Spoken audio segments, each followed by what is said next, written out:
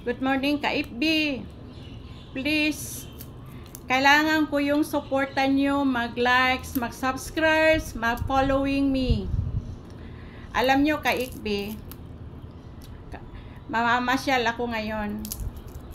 Ang sarap sa pakiramdam pag meron kang pera. Kasi pag meron kang pera, nababago yung buhay mo, nabibili mo yung gusto.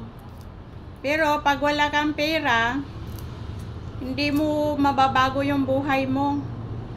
Yung iba, pag nagkapira, nagbago yung buhay, yumabang, nakalimutan na yung sarili nila, nabibili nila yung gusto, nagsusugal,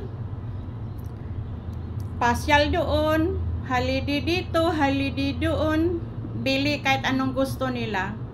Pero ang payo ko sa inyo huwag kayong magbago pag kayo'y nagkapira. Nakaapak pa rin sa lupa yung mga paa nyo. Kasi yung iba nakalimutan na. Pero maraming mga tao, yung iba dyan, pag nagkapira, yumabang, nagsusugal, pero sila rin yung kawawa dahil wala na silang pera. Kaya mahirap talaga ang magyabang. Mas mabuti na yung manahimik, nabibili ang gusto. Yun ang ibig sabihin na bago yung buhay mo kasi nabibili mo na yung gusto. Pero yung iba pang nagkapira, nag-iba yung ugali, nag-iba yung